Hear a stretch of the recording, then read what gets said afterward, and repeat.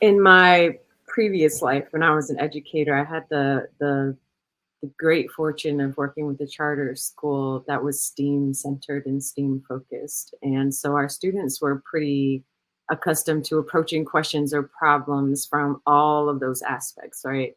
Um, One of the units that I was working with the first grade team to address was so it was actually a social studies standard.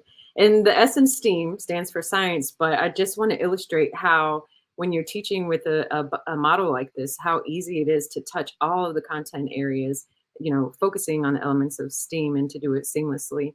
But the question was about producers and consumers.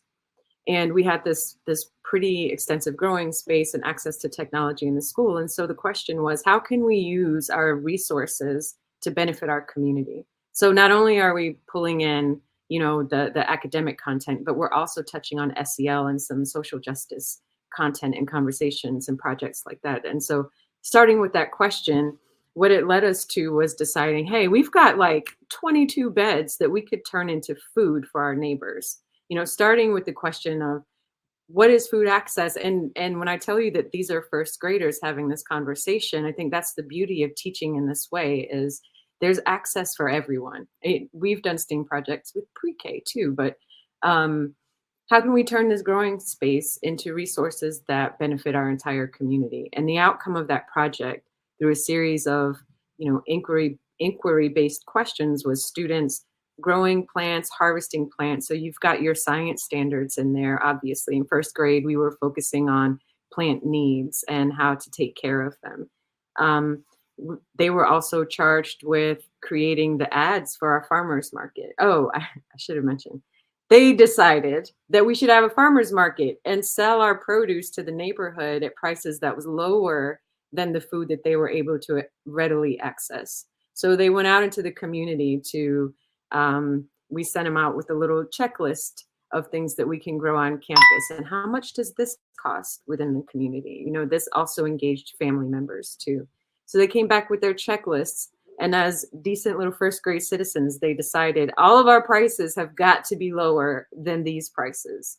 And they set about creating ads for our farmers market, um, with a lot of assistance, but determining how much we needed to grow of certain things in order to feed the folks in our community. They did all of the bagging of the produce. They ran the market stand, and these are first graders.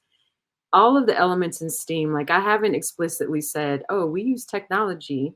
Now, folks, we're going to focus on engineering, but there was the engineering design process when they were designing the tables and the things that they needed to hold the produce. The art came in when they were doing the ads and also creating bouquets with their living plants and dried herbs. And of course, math. There's math everywhere. You need math to grow. You need math to harvest. You need math to make sure that you are getting the correct change and giving the correct change. I'm sorry.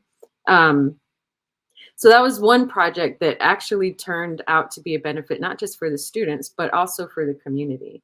And although in my mind, I'm like, we need to integrate these elements of STEAM in a project like that, it didn't take a lot of intention. There was just natural integration of those things. And students, again, to Sarah's point, they're hyper engaged, super, empowered because now they're change makers. Now they're problem solvers. Now they know what to do to take care of their community and themselves and all of these baby plants that they are charged with. And the outcome of that was just fantastic for students, again, and the school community. In a smaller version of that, maybe you don't have a whole semester to commit to developing a farmer's market. We've worked with 4-year-olds in the pre-K program, and the question was, how can we keep pests out of our garden beds without causing harm? That was the question. We just gave it to 4-year-olds. What can we do to keep them out of the beds without causing harm? And the outcome of that was some really, really innovative inventions, as only 4-year-olds can probably invent. But we were able to use the 3D printers to create little models of all of these things that they had decided could effectively keep pests out of the garden. Again, we could go through and like name all of the standards that were hit and all of the content areas, that were covered in just that small for us, but huge for them, project.